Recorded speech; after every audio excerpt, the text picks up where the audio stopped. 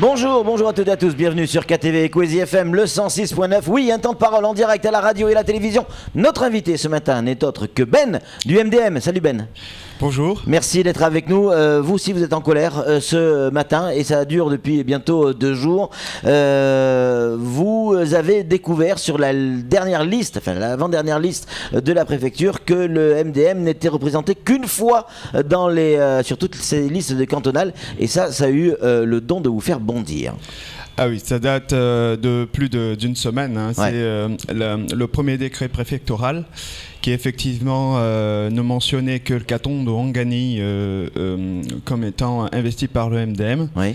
Alors qu'on a 11 cantons investis, plus un qu'on soutient, celui de Bandarbois. Nos militants soutiennent. Donc il y avait du MDM, enfin en tout cas étiqueté MDM dans 11 cantons. Voilà. Or quand on lit la liste, un seul canton. Un seul, oui, tout à fait. Donc, de fil en aiguille, il s'avérait qu'il s'agit d'une erreur de transcription, parce que j'ai rencontré le secrétaire adjoint de la préfecture, qui m'a montré les tableaux. Je n'ai pas pu garder une copie, mais vraisemblablement, il n'y a pas eu de mauvaise foi sur ce plan-là, sur le plan strictement administratif. Maintenant, quand ils ont basculé ce tableau à Mamoudzou pour la saisie du fichier national, et effectivement, c'est là que le bas blesse. Et ce qui nous a un peu choqué, c'est que même quand nos candidats se sont présentés à Mamoudzou pour donc la saisie de leur déclaration, ça s'est pas bien passé, puisqu'on leur a expliqué l'inverse de ce qu'ils devraient comprendre. Et vous comprenez, quand on vous dit que vous avez le préfet à la main sur l'étiquette, c'est-à-dire que c'est lui qui peut décider, qui doit décider de qui vous êtes sur l'étiquette du parti, et que la nuance, la préfecture est tenue de noter ce qu'il y a sur la feuille de déclaration. Rien que ça, pour un responsable politique, ça a quoi de faire bondir. Mais Ben, il faut reconnaître aussi que c'est pas hyper clair pour le MDM. On reçoit tous les jours des candidats qui sont MDM ou autre chose. Mais pour ceux qui sont MDM, un coup on nous dit nous on est centre-gauche, un coup on nous dit on est centre-centre, un coup on nous dit on est centre-droit. C'est vrai que pour la préfecture, il faut, pour des statistiques nationales, pouvoir identifier ces tendances politiques. Et vous n'avez jamais été extrêmement clair, en tout cas vos candidats, n'ont jamais été extrêmement clairs sur leur positionnement. En tout cas, il n'est pas unanime. Ça, vous l'avez rencontré, ce problème? Non, oui, enfin, comme je l'ai déjà dit auparavant, le problème qui se pose en réalité n'est pas du MDM ni même du centre, il est franco-français. C'est-à-dire qu'en France, on n'admet pas qu'il puisse y avoir d'autres partis à côté de la droite et de la gauche. C'est-à-dire qu'aujourd'hui, vous êtes en train de nous dire que le MDM n'est pas reconnu au niveau national. Voilà, c'est ça. C'est le bipartisme qui nous fait du tort dans cette affaire. Mais quand on est centriste, c'est tout à fait normal dans toutes les grandes démocraties. Vous prenez par exemple les États-Unis d'Amérique. C'est plutôt le centre, avec tous ces élargissements, que ce soit à gauche ou à droite, ce qu'on appelle les démocrates finalement, qui arrivent à faire avancer les choses. Donc c'est pas nous qui sommes anormales, et c'est normal aussi que quand vous avez des élus dans le MDM, j'ai déposé des statuts ici hier, des statuts du MDM, pour que vous puissiez voir ce que disent nos textes. C'est normal que vous ayez un élu d'un canton qui vous dit « moi je suis de centre-gauche ». Il y en a d'autres qui vous diront « je suis plutôt du centre-droit ». Pourquoi ? Parce que nos statuts permettent à nos militants de s'affilier au niveau national à des partis du centre. Donc c'est pas le fait qu'on n'arrive pas à se positionner, c'est une stratégie, c'est volontaire. Bien sûr, c'est une stratégie. Nous sommes au centre, nous avons à un moment donné de nos combats pour Mayotte d'avoir des alliés qui sont capables de discuter avec la droite comme avec la gauche. C'est ceux. Si par exemple aujourd'hui on a un pouvoir de gauche, c'est nos amis centristes de gauche qui vont pouvoir nous mettre en réseau. On a bien compris. Ben, avant de donner la parole à Sam, une question. Est-ce que vous pensez, parce que vous avez parlé d'erreur, est-ce que vous pensez qu'il s'agit d'une erreur de la part de la préfecture ou autre chose? Écoutez, la suspicion... Il n'y a pas de langue de bois sur Equazy. Non, la suspicion est quand même de mise. Je rappelle quand même que... Enfin, je rappelle pas, je le dis en ce moment. Il y a des gens qui font campagne à Pamandzi et qui ose dire à des militants, c'est nos militants qui nous ont appelés, un tel est venu ici, nous a dit ça, qui dit quoi votez-nous parce que, vous savez, l'État ne veut pas de Daniel Zaidani. Daniel Zaidani. Ouais. À Pamandzi. Oh, mais ça veut pas dire que c'est des agents de la préfecture qui font ça, Ben. Non, attendez. Moi, les agents de la préfecture, pour moi, un préfet, c'est un gendarme. Ni plus ni moins. Ouais. Il est là pour exécuter les ordres du gouvernement. Il ne fait pas ce qu'il veut. Donc, s'il acte dans un sens, moi, je comprends que le gouvernement veut ça. C'est comme ça que ça marche. Non, attendez, là vous êtes en train de nous expliquer qu'il y a des gens de la préfecture enverraient des gens pour démarcher et expliquer aux gens qu'il ne faut pas voter MDM. Non, c'est pas la préfecture. C'est des gens. Ils sont pas commandités par la préfecture. Ah non, pas du tout. D'accord. Mais c'est des gens du gouvernement socialiste, du PS. D'accord. Et qui font campagne, il n'y a que qui font ça. Ouais. Qui font campagne en disant... Ils ont le droit de le faire. Non, je considère qu'à partir du moment où on est vraiment républicain, à ce que je sache aujourd'hui, Daniel Zaidani a le droit de la... comment dirais-je, tant que son procès n'est pas... comment dirais-je... on ne connaît pas le fin mot de l'histoire, que la justice ne s'est pas prononcée, il est innocent. Oui. Donc de dire aux gens ne votez pas MDM parce que l'État... Déjà, ça, l'État, de la personne qui le dit, ça a une valeur. Donc, ça veut dire que c'est entendu. Pourquoi l'État ne voudrait pas de Daniel Zaidani ? Est-ce que quelqu'un peut m'expliquer pourquoi l'État ne voudrait pas de Daniel Zaidani ? Mais ça, ce sont des gens qui colportent cette information. Mais est-ce que vous êtes persuadé que c'est l'État ? Je suis persuadé, parce que la personne qui l'a dit n'est pas une personne lambda. Qui l'a dit ? Ça, vous pouvez pas le dire. Non. Alors, Samuel Baucher a une question à vous poser, Ben. Moi, il y a une chose qui m'étonne véritablement dans ce dossier, c'est qu'il y a eu un nouvel arrêté. Oui. Oui. Nous le sommes procurés et aujourd'hui nous diffusons la liste corrigée où en effet le MDM apparaît. Oui. Je m'étonne de voir que cet arrêté n'a pas été communiqué à la presse dans son ensemble. Il n'y a que nous qui l'avons. Oui. Alors que j'ai dû le recevoir il y a 2 jours vers 18h, dès que je l'ai reçu, j'ai fait un communiqué que je vais envoyer à toute la presse. J'ai appelé notamment Mayotte Première, parce que dès que le premier décret était sorti, ils étaient les premiers à dire dans leur journal du même soir que le MDM effectivement n'avait que 2 cantons, parce qu'ils comptabilisaient celui de notre conseiller sortant qui n'a pas d'ailleurs reçu l'investiture du MDM, M. Swaderdine Madi. Mais je m'étonne qu'aujourd'hui... au moment où on en parle, ils n'ont pas fait de déclaration inverse, c'est-à-dire rétablissant la vérité. Vous avez envoyé hier à toute la presse, quand je dis toute la presse, c'est tout le monde, cette nouvelle liste et elle n'a pas été publiée alors que tous les médias avaient publié la première liste. Vous l'expliquez comment ? Eh bien, j'ai pas envie d'accuser mais encore une fois, c'est une suspicion qui est légitime. On se dit, est-ce que ces presses ont reçu un ordre de ne pas faire ? Parce que ce n'est pas compréhensible. Lorsque vous vous apercevez qu'effectivement vous avez diffusé une fausse information et qu'on vous donne la bonne et que vous décidez de ne pas la diffuser, il y a problème. Qu'est-ce qui vous choque le plus, Ben ? C'est d'avoir le sentiment, et peut-être à juste titre, j'en sais rien, mais d'avoir le sentiment que le MDM n'est pas reconnu en tant que parti politique en métropole, ou cette histoire d'erreur, allez, on va parler d'une erreur, cette histoire d'erreur sur cette dernière liste électorale. Ce qui me choque le plus, c'est que le MDM ne soit pas reconnu au niveau national. Ça, c'est extrêmement choquant pour le parti qui a fait de la Mayotte la France, qui a fait que Mayotte et rester dans le giron français, c'est extrêmement humiliant.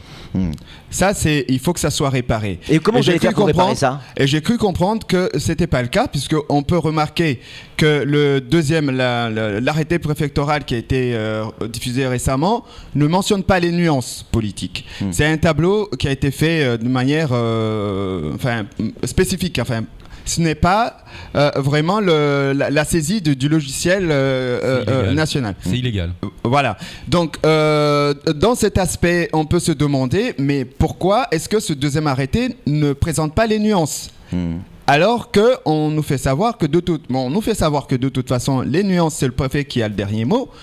Parce qu'il a une circulaire, nous on dit, si ce n'est qu'une circulaire interne, ce n'est pas suffisant au niveau de la loi. Ça ne fait pas force de loi. Donc ils doivent respecter ce que nos candidats ont mis en termes de nuances. Alors nous on a enquêté un petit peu. On a gratté sur cette information pour savoir si on était enfumé ou pas, par vous ou par d'autres. Pardon pour l'expression, mais c'est le cas, c'est aussi notre travail. Et on s'est renseigné et figurez-vous que le préfet a bien eu entre les mains la bonne liste. Oui. La liste qui a été transmise. Or, il semblerait qu'elle ait été modifiée après. Est-ce que vous avez eu cette information ? Ah oui, j'ai été en live. Parce que j'ai été avant et après, j'ai vu effectivement cette liste que le préfet a entérinée avant de partir parce qu'il n'était pas sur le territoire. Oui. Et donc après, on a le résultat qui est là. Donc il y a bien une différence entre celle que le préfet a eue entre les mains et celle qui a été diffusée. Ça veut bien dire qu'elle a été modifiée. Oui, elle a été modifiée, oui. Est-ce que ça a été fait sciemment ? On peut le penser. On peut le penser parce que dans un premier temps, on s'est bien rendu compte que la personne qui saisissait les données déjà donnait des fausses infos. Quand ils laissent pour les candidats, on leur présentait une liste concernant les nuances, on vous dit, là, choisissez là. Ils ne voient pas le MDM, soit ils mettent rien, soit ils mettent n'importe quoi.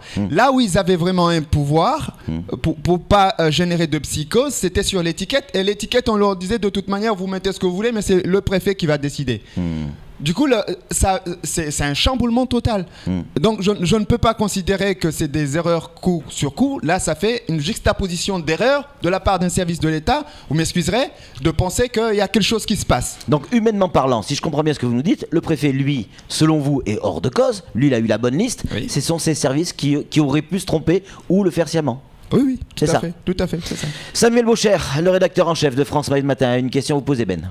Oui. Ça permet tout de même, cette histoire, cette manipulation, je veux dire, des nuances et des étiquettes, de garder Mayotte dans un giron plutôt de gauche, alors que dans la réalité, si on regarde bien, c'est bien un giron de centre et plutôt de tendance centre-droit.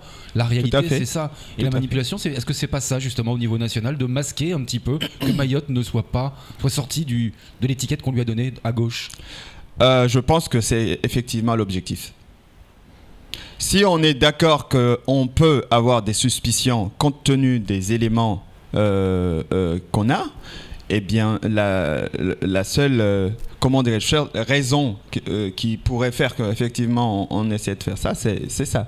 C'est de ne pas déclasser Mayotte à gauche. Et ça, c'est vraiment pas notre souci. Nous, en tant que parti, nous avons des vrais challenges politiques. Nous avons un combat qui est latent, mais aujourd'hui, on est sur celui du développement de Mayotte. Il nous est impératif d'avoir la latitude de nos partenaires pour atteindre nos objectifs. Alors, est-ce qu'il n'y a pas véritablement, vous l'avez dit tout à l'heure, mais je me pose la question, pour le cas de Daniel Zaïdani, président du Conseil général, y a-t-il pas vraiment volonté de le mettre en difficulté quand on voit les étiquettes qu'on a mis sur la première liste ? On le met dit vers gauche et non MDM, et son binôme dit vers droite. On met en fait deux opposés, juste pour un bonhomme qui est considéré comme l'un des favoris. C'est vraiment pour faire mal ? Non, mais oui, mais c'est une évidence et c'est pas la seule problématique. C'est bien ce que j'ai dit. C'est une juxtaposition de choses pas vraiment légales qui fait que aujourd'hui on est obligé d'ouvrir les yeux. Et j'interroge les Mahorais de se poser la question à savoir pourquoi est-ce que on voudrait la tête de Daniel Zaïdani ? Pourquoi ? Là, on est en pleine campagne électorale. Si je vous disais la pression qu'il y a tout autour notamment des DGA, ceci dans le cadre du travail, c'est tout simplement intenable. Donc moi, en tant que militant, en tant que responsable de parti, ce que je dis, c'est que nous devons, l'État, le représentant de l'État à Mayotte doit s'assurer que toutes les chances de tous les candidats soient respectées. Il doit s'assurer aussi que l'on puisse faire campagne le Conseil général doit pouvoir continuer ses travaux jusqu'au 31 mars. Ça aussi, ça doit être assuré. Sans pression, sans des suspicions permanentes de ceci ou de cela, parce que ce que nous constatons, de par l'atmosphère générale qui a régné sur le mandat de Daniel, c'est un constat, c'est qu'on l'a quand même empêché d'exécuter son mandat comme il aurait pu. Et ça, c'est grave, parce qu'il est élu par les Mahorais.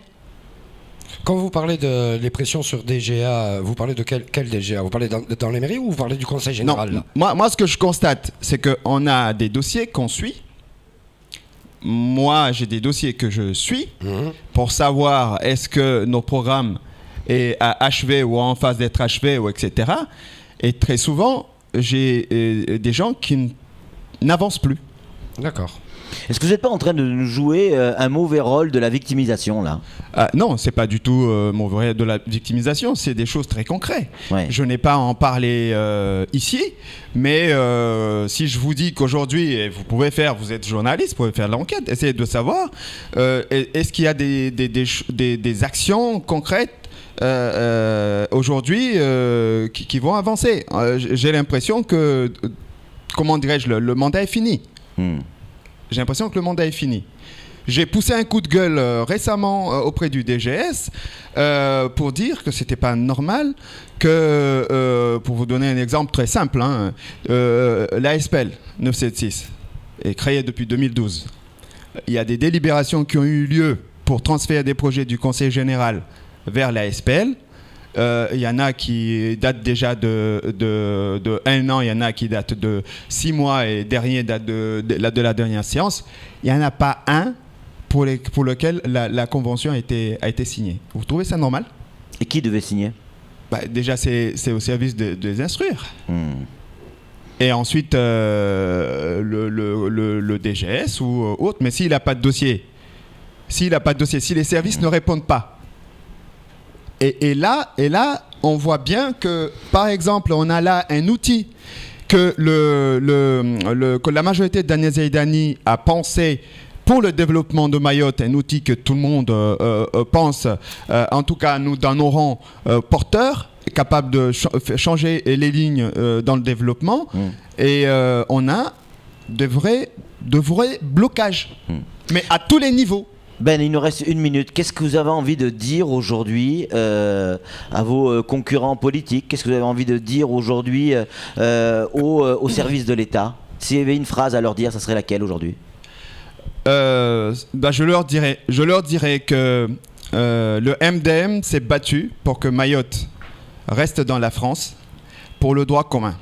Parce qu'on subissait des inégalités avec nos amis d'à côté, c'est ce qui nous a fait pencher vers la France. Donc aujourd'hui, ce serait vraiment dommage qu'on vienne à subir les mêmes injustices, les mêmes inégalités. C'est pour ça qu'on se bat pour le droit commun. On s'est battu pour avoir un statut de département, pour avoir le droit commun. Ce serait bien qu'on sorte du système un peu, de type France-Afrique pour rentrer vraiment dans un système de la Mayotte français, de droit commun, de département, pour tout le monde. Merci beaucoup Ben d'être venu sur ce plateau. C'est tout pour ce temps de parole. Tout de suite la suite de nos programmes.